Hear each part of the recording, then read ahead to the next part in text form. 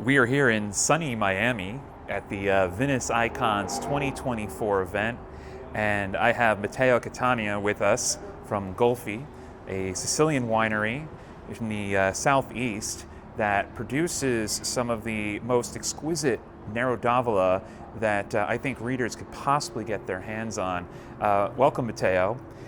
First and foremost, what I'd like you to talk to us about is a little bit about Nero d'Avola's ability to really show the transparency of sight and how you at Gulfi have really used this to create a portfolio of very distinct wines.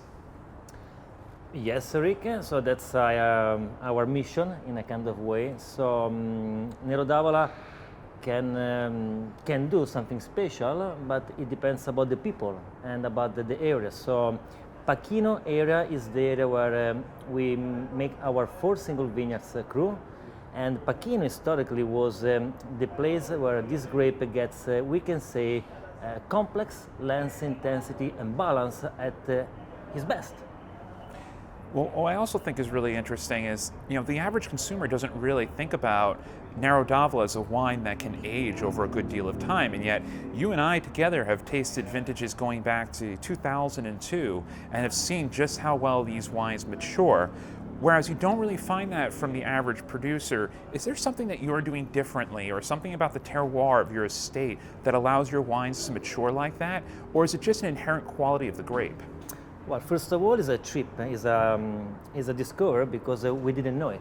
We are discovering, because when my father started and we kept away some bottles, we knew the history, we knew that that was the place, but we didn't have a benchmark winery that was doing this. So we discovered together over the years, and thanks, yes, it's the terroir, because Pachino it's under the tectonic plaque, so the conjunction from Africa continent and European continent. So the layers melt up like a cake, and it means that the soil changes dramatically meter after meter.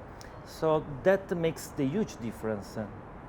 And could you talk about a little bit of the different vineyards, of your 4 different vineyards? Because my memory serves it, they are distinctly different from a terroir perspective. Can you just give us a little bit of a overview of the 4 vineyards?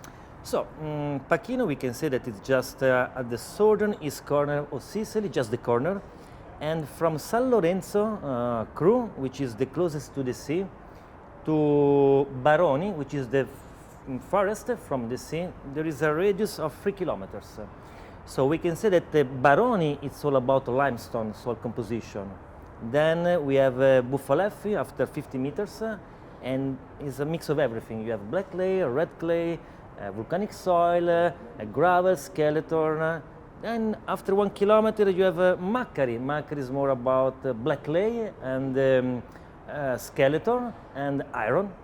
And then we have, at the end, we have towards to the sea, so San Lorenzo, which is more, we are close to the sea, so sandy soil and a red Mediterranean soil composition. And when I was visiting with your brother this year, I remember one of the most fascinating things about the location was that, people would assume that in the southeast of Sicily, it would be an extremely warm and arid climate, yet it's not quite like that. Can you talk a little bit about the climate there? So, first of all, everybody learn about the life because someone told them, but if you travel, you discover. And we are on the mountain, so the Ibleo mountain. And there is a big excursion between night and day.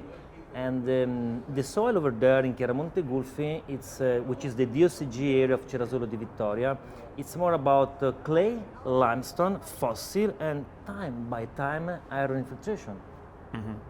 And you also make a Cerasuolo di Vittoria, is correct? We do the Cerasolo di Vittoria, and then we do even Cerasolo di Vittoria Classico, which is another level of the appellation. To not be confused with Cerasuolo d'Abruzzo, which is a rosé, but yes. Would you say that, because I know that your 4 single vineyards are the wines that I've actually tasted back vintages of, would Cerasuolo di Vittoria have the same capacity to mature over such a long period of time? Well, I don't know it because we started making Cerasuolo di Vittoria Classico from 2015. So Frappato, which is the grape along with Nero d'Avola that makes the Cerasolo di Vittoria, has a lack of acidity but lots of tannins and a beautiful fresh purity of the fruits, red fruits. Nero d'Avola has the strength and the acidity and the structure, so we will discover. Excellent. Well, I certainly can't urge our readers more to check out your wines. When I think about Nero d'Avola and what we've talked about today, transparency of place, the ability to age over the course of decades, I actually have this comparison to Pinot Noir that I've been putting into my head. The wines are fantastic. They really do communicate vintage and terroir, and the stamp of the producer is just a perfect integration. Matteo, thank you very much. You certainly deserve to be part of the Vinous Icons tasting.